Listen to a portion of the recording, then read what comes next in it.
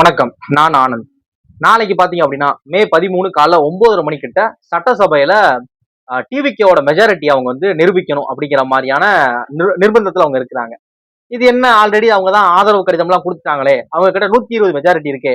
அதாவது அவங்க கிட்ட இருக்கக்கூடிய 108 சீட்டு பிளஸ் அந்த 5 சீட்டு காங்கிரஸ், அது போக CPI CPM 2, VCK 2, Indian union முஸ்லீம் லீக் 2 அப்படிங்கிறப்ப டோட்டலா ஒரு 120 சீட் அவங்க கிட்ட இருக்குல்ல.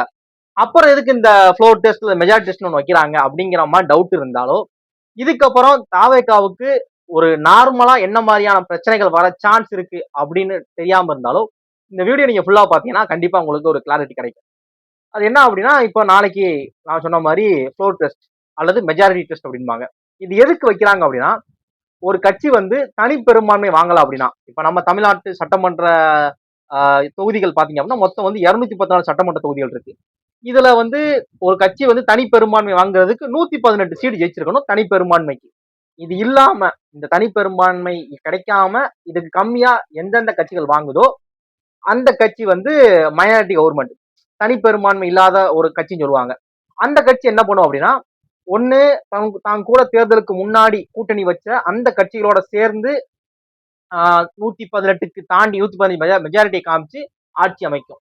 அப்படி இல்ல அப்படின்னா, இப்ப டிவிகே மாதிரி தேர்தலுக்கு முன்னாடி எந்தவித கூட்டணி இல்லாம 214 தொகுதிகளையும் தனித்து போட்டிட்டு அப்ப 108 தொகுதிகள் மட்டும் ஜெயிச்சனால இப்ப தன்னோட பெரும்பான்மை காமிக்கிறதுக்கு இன்னொரு 10 சீட்டு தேவை. அந்த பட்சத்துல யாரையாவது ஆதரவு கூப்பிடணும், மற்ற கட்சிகளை, நீங்க எங்களுக்கு ஆதரவு கொடுங்க கவர்மெண்ட் ஃபார்ம் பண்றதுக்கு அப்படிங்கிறோம். அப்படி கூப்பிட்டனாலதான் Visika, CBI, CPM, Indian union முஸ்லீம் லீக், காங்கிரஸ் இந்த கட்சிகள்லாம் டிவிக்கு ஆதரவு கொடுத்தாங்க. அதுல வந்து சில கட்சிகள் வந்து நிபந்தனையற்ற ஆதரவுங்கிற மாதிரி ஓபன் ஸ்டேட்மெண்ட், நிபந்தனையற்ற ஆதரவுன்னு சொல்லி எல்லா கட்சியும் சொல்லியிருந்தாங்க. அப்படி 120 காமிச்சிட்டாங்க. காமிச்சனால பதவியேற்பு ஆனச்சு. ஜோசப் விஜய் அவர்கள் வந்து முதல்வரா பதவி ஏற்றுக்கிட்டாங்க. பதவி ஏற்றுக்கிட்டதப்ப ஃபர்தரா அவங்க வந்து கவர்மெண்ட் ஃபார்ம் பண்ணி நிறைய சில நல்ல விஷயங்கள் பண்ணிட்டு இருக்காங்க பாத்தீங்க. இப்போ பாத்தீங்க அப்படின்னா நாளைக்கு நடக்கக்கூடிய அந்த ஃப்ளோர் டெஸ்ட்ல வந்து திரும்பவும் மெஜாரிட்டியை ப்ரூவ் பண்ணணும். அதான் ஆல்ரெடி ப்ரூவ் பண்ணிட்டாங்களா அப்படின்னு நினைக்க கூடாது. ஏன் அப்படின்னா, இது வந்து நார்மலா ஒரு பெரும்பான்மை இல்லாத ஒரு பார்ட்டி இருக்கிறாங்க அப்படின்னா, இந்த வந்து பதவியேற்பு நடந்தாலும் கூட இது நடக்கும். இப்படி நடக்கிறப்ப, இப்ப நாளைக்கு காலையில் நடக்கிற இந்த பெரும்பான்மை, அதாவது இந்த மெஜாரிட்டி டெஸ்ட்ல வந்து ஃப்ளோர் டெஸ்ட்ல சப்போஸ் டிவிக்கு தோக்கவும் சான்ஸ் இருக்கு.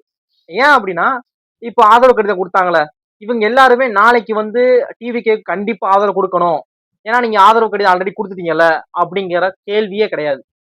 அவங்க நினைச்சா நாளைக்கு வந்து யாருமே ஆதரவு கொடுக்காம திரும்பவும் இந்த கவர்மெண்ட்டை இது பண்ண வைக்கலாம், மைனாரிட்டி கவர்மெண்ட் மாத்தி உங்களுக்கு பெரும்பான்மை இல்லைன்னு சொல்லி கவர்மெண்ட் அப்படியே வந்து டிசால்வ் பண்ண வைக்கலாம். அந்த அதிகாரம் உங்ககிட்ட இருக்கு.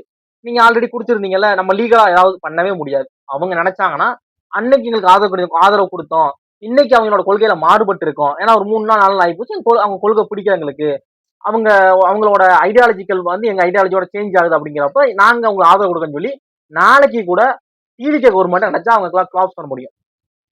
இது வந்து லீகல்.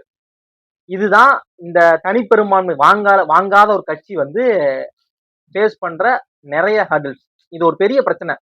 அவங்க நினைச்சாங்கன்னா, அந்த கூட்டணி கட்சிகள் இருக்காங்களே, தோழமை கட்சிகள், விசிகா, சிபிஐ, சிபிஎம், காங்கிரஸ் இந்த கட்சிகள் நினைச்சாங்கன்னா எப்பனாலும் டிவிகே கவர்மெண்ட்டை வந்து இது பண்ண வைக்க முடியும். இப்ப இல்ல, இன்னொரு 6 மாசம் போகுது, இல்ல ஒரு 1 வருஷம் ஆகுது, இல்ல ஒரு 2 வருஷம் ஆகுதுன்னு வச்சுக்கோங்க. சடனா ஒரு நாள் வந்து ஒரு 2-3 பார்ட்டி, இந்த கூட்டணிக்குள்ள இருக்க 2-3 பார்ட்டிஸ் வந்து இவங்க ஐடியாலஜியும் எங்க ஐடியாலஜி சேமா இல்ல, எங்க 2 பேத்துக்கு ஒரு கான்ட்ராஸ்ட் போயிட்டு, அதனால இவங்களுக்கு நான் ஆதரவு கொடுக்க மாட்டேன் அப்படின்னு இப்ப கொடுத்த மாதிரியே ஒரு அபிஷியலா ஒரு அனௌன்ஸ்மெண்ட் விட்டாங்கன்னா திரும்பவும் ஆளுநர் அவர்கள் வந்து இவங்க பெரும்பான்மை காமிச்சிருவாங்க. காமிக்க முடியாத பட்சத்துக்கு ரீஎலெக்ஷன் நடக்கும் அப்படிங்கிற பாசிபிலிட்டி அதிகமா இருக்கு. இதுவே டிவிகே கவர்மெண்ட் வந்து இப்ப 234ல ஒரு 140 தொகுதி ஜெயிச்சிருந்தாங்க, பெரும்பான்மை 118, அதை விட அதிகமா 140 தொகுதி ஜெயிச்சிருந்தாங்கன்னா இவங்க கூட கூட்டணி அமைச்சிருந்த கட்சிகள் கூட்டணிக்கு இருந்தாலும் சரி, தேர்தலுக்கு அப்புறம் இல்லாம போனாலும் சரி, அவங்களுக்கு பிரச்சனையே கிடையாது. ஏன்னா அவங்களுக்கு சிங்கிள் மெஜாரிட்டி வச்சிருக்காங்க. அப்படிங்கிறப்ப இந்த கவர்மெண்ட் அவங்களால அதை விட சுலபமா பிரச்சனையே இல்லாம நடத்த முடியும். இன்னொன்னு, இந்த கூட்டணி கட்சிகள் இருக்காங்களே, மேக்சிமம் டிவிகேவுக்கு வந்து இந்த கூட்டணி கட்சிகளால பிரச்சனை, ஐடியாலஜிக்கா பிரச்சனை சான்ஸ் இல்லை. அது ஏன் அப்படின்னா, டிவிகேவோட ஐடியாலஜிக்கல் பாத்தீங்க அப்படின்னா அது என்னன்னா, பிறப்போக்கும் எல்லா உயிருக்கும், அது மாதிரி இந்துத்துவாத்தை உள்ள கொண்டு வரக்கூடாது, இந்துத்துவ அரசியல் உள்ள கொண்டு வர எல்லாருக்குமான ஒரு இதா இருக்கணும், அதாவது எல்லாருமே சமம் அப்படிங்கிற மாதிரியான சிபிஐ, சிபிஎம், விசிகா, காங்கிரஸ் இந்த பார்ட்டிஸோட கொள்கையோட ஓரளவு இந்த இந்த பார்ட்டிஸோட கொள்கை மேட்ச் ஆகுது. அப்படிங்கிறப்ப சப்போஸ் நாளைக்கு ஏதாவது ஒரு அமெண்ட்மெண்ட், ஏதாவது ஒரு ஒரு சட்டம் கொண்டு வர பாக்குறாங்க, ஏதாவது ஒரு சீர்திருத்தம் கொண்டு வர நினைக்கிறாங்க அப்படிங்கிற பட்சத்துல இவங்க கூட பெருசா அவங்க முரண்பட மாட்டாங்க. இந்த கொள்கை அந்த கொள்கை ஒண்ணு அப்படிங்கிறப்ப பெருசா அவங்க கூட அவங்களுக்கும் விசிகாவுக்கும் இல்ல அவங்களுக்கும் சிபிஐ சிபிஎம்க்கும் காங்கிரஸுக்கும் எந்தவித கொள்கையில டிஃபரன்ஸ் வராது. அப்படிங்கிறப்ப அவங்களால அவங்க கொண்டு வர சட்டத்தை ரொம்ப ஸ்ட்ராங்கா பெரும்பான்மையை காமிச்சு அதை வந்து சட்டசபையில கொண்டு வர முடியும். அந்த டிஃபரன்ஸ் பெருசா வராது. அது வந்து ரெண்டு பேருக்கும் அந்த ஒரு ரெண்டு கட்சிகளும் ஒத்து போறாங்க. டிவிகேவும் சரி, மற்ற கூட்டணி கட்சிகளும் சரி. அதனால பிரச்சனை இல்லை. ஆனா ஒவ்வொரு இடத்துலயும் டிவிகே கவர்மெண்ட் வந்து அவங்களோட எம்எல்ஏக்களை மட்டும் பத்தி யோசிக்காம தோழமை கட்சிகளை பத்தி யோசிச்சு ஆகணும். விசிகாவோட ஸ்டாண்ட் என்ன, இப்ப நம்ம இந்த மாதிரி ஒன்று கொண்டு வர போறோம், அதுக்கு விசிகா வந்து ஓகே சொல்றாங்களா, இல்ல சிபிஐஸ் ஓகே சொல்றாங்களா, சிபிஎம் ஓகே சொல்றாங்களா, இல்ல அவங்கள கருத்துல கொண்டுகிட்டே இருக்கணும். எப்ப பார்த்தாலும் அவங்க யோசிச்சுக்கிட்டே இருக்கணும். ஒரு நல்ல விதமா யோசிச்சோம் அப்படின்னா இது வந்து ஒரு சர்வதிகாரத்தை குறைக்கும். இப்ப நான் ஒரு இது எடுத்திருக்கேன், அதுக்கு என் கட்சியில் இருக்கவங்க எல்லாருமே அதுக்கு கண்டிப்பா கையெழுத்து போட்டுருவாங்க.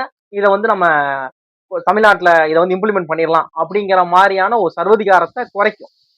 தோழமை கட்சிகளும் இந்த இதுக்கு வந்து உட்பட்டா மட்டும்தான் இதை வந்து நம்ம வந்து சட்டமாக்க முடியும், இல்லைன்னா இதை நிறைவேற்றப்பட முடியாது அப்படிங்கிற அந்த ஒரு பயம் இருக்கும். அது மாதிரி எல்லா இடத்துலயுமே இது வந்து அவங்கள டிபெண்ட் பண்ணி தான் இருக்கும். இப்ப உண்மையாவே யாரு ஸ்ட்ராங் அப்படின்னா 108 வாங்கின இந்த எம்எல்ஏக்களை விட அந்த 10 சீட் கொடுத்தாங்க பாத்தீங்களா, Congress, CBI, CPM, Visika, Indian union முஸ்லீம் லீக், இவங்க தான் முக்கியம். அவங்க நினைச்சா நாளைக்கு கவர்மெண்ட்டை கலைச்சிட்டு போக முடியும். இந்த கவர்மெண்ட் அந்த அளவு அவங்ககிட்ட வந்து இப்ப இருக்கிற அவங்க கிட்ட அவ்வளவு ஒரு பவர் இருக்கு. அந்த மாதிரியான விஷயம். இன்னொன்னு அவங்க டிபெண்ட் பண்றது எதனால டிபெண்ட் பண்ண முடியும். இப்ப எங்களுக்கு அமைச்சர்கள் ஒரு சீட் வேணும், எல்லாருமே சொல்லிட்டாங்க, நிபந்தனையற்ற ஆதரவு அப்படிங்கிற மாதிரி சொல்லிட்டாங்க. அப்படிங்கிறப்ப சப்போஸ் அவங்க நினைச்சாங்கன்னா எங்களுக்கு வந்து அமைச்சரவையில எங்களுக்கு 2 சீட்டு வேணும், இல்ல எங்களுக்கு ஒரு சீட்டு வேணும் அமைச்சரவையில, டெபுட்டி சிஎம் எங்களை ஆக்குங்கன்னு சொல்லி அவங்க டிமாண்ட் பண்ணாங்கன்னா பண்ணிதான் ஆகணும். இவங்க பண்ணிதான் ஆகணும். அதை வந்து இவங்களால இது பண்ணவே முடியாது.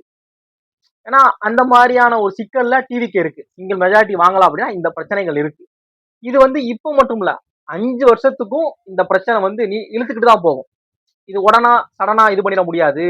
ஆல்ரெடி நீங்க ஃபர்ஸ்ட் டைம் கேட்கிறப்பவே எங்களுக்கு வந்து ஆதரவு கடிதத்தை கையெழுத்து போட்டு கொடுத்தீங்கல்ல, அதே அந்த கடிதம் எங்க கிட்ட இருக்குல்ல, இதை வச்சு 5 வருஷத்துக்கு எந்தவித பிரச்சனை இல்லாம எங்களால கவர்மெண்ட் ரன் பண்ண முடியும்னு டிவிகேவால அசூரிட்டி கொடுக்கவே முடியாது. எல்லாத்துக்குமே டிவிகே அவர்கள் ஜோசப் விஜய் முதலமைச்சர் அவங்க வந்து இவங்களை கருத்துல கொண்டுதான் எல்லா முடிவும் எடுக்க முடியும். இவங்களுக்கும் அவங்களுக்கும் வித்தியாசம் வர பட்சத்துல அவங்களால எதுவுமே பண்ண முடியாது. இவங்க யோசிச்சுக்கிட்டே இருக்கணும். அந்த ஒரு பிரச்சனை இன்னொரு 5 வருஷத்துக்கு தொடர்ந்துகிட்டே தான் இருக்கும், இந்த தனி பெரும்பான்மை கிடைக்காத பட்சத்துல. அதனாலதான் நாளைக்கு நடக்குது, சிங்கிள் மெஜாரிட்டி நடக்குது. அதுல வந்து அவங்க வந்து டிவிகே வந்து அவங்களோட இதை நிரூபிப்பாங்க. கண்டிப்பா அதிகபட்சம் இந்த பிரச்சனை வந்துடாது. இந்த 120 எம்எல்ஏக்களும் அவங்களுக்கு ஆதரவு கொடுத்துருவாங்க டிவிகே கவர்மெண்ட்டுக்கு.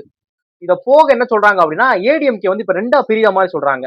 அவங்க சிவி சண்முகம் அவங்க, எஸ்பி வேலுமணி அவங்களா ஒரு குரூப்பாகவும், இபிஎஸ் எடப்பாடி பழனிசாமி அவர்கள் அவங்க தனி குரூப்பாகவும் இருக்கிற மாதிரி சொல்றாங்க. இதுல என்ன அவங்க சிவி சண்முகம் என்ன சொல்றாங்க அப்படின்னா, நாங்க எங்க ஆதரவாளர்களோட டிவிகேவுக்கு நாளைக்கு நாங்க ஆதரவு தரப்போறோம், நாளைக்கு மெஜாரிட்டி நடக்குதுல அந்த டெஸ்ட்ல நாங்க அவங்க ஆதரவு தரப்போறோம். ஆல்ரெடி 120 இருக்கு.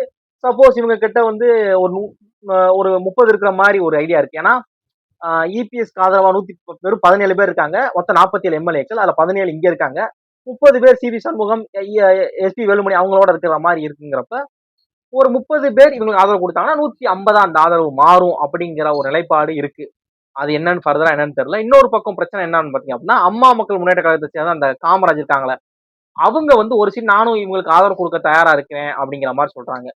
இது தனிப்பட்ட ஒருத்தர் வந்து ஒரு கட்சி வந்து கட்சியா சேர்ந்து முடிவெடுத்த பிரச்சனை இல்லை. ஆனா அந்த கட்சி வந்து இவங்களுக்கு ஆதரவு கொடுக்க கூட நினைக்கிற பட்சத்துல அந்த எம்எல்ஏ ஆதரவு கொடுக்கறது வந்து தவறான விஷயம், பண்ண முடியாது. அது வந்து அவங்க மேல டிஃபர்மேஷன் இது போடுவாங்க, கட்சி தடை சட்டம்ங்கிற மாதிரி ஒண்ணு பண்ண வாய்ப்பு இருக்கு. அது மட்டும் கரெக்டா என்னன்னு தெரியல. ஆனா டிவிகே கவர்மெண்ட்டுக்கு இன்னும் 5 வருஷத்துக்கும் இந்த இழுபறி மாதிரிதான், கத்தி மேல நடக்கிற விஷயம் தான்.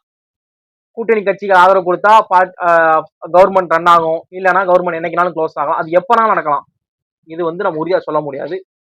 இந்த மாதிரியான இன்ட்ரெஸ்டிங்கான தமிழ்நாடு பாலிடிக்ஸை பத்தின இன்ஃபர்மேஷன் தெரிஞ்சுக்கிறதுக்கு ஃபாலோ பண்ணுங்க. தேங்க்ஸ் ஃபார் வாட்சிங்.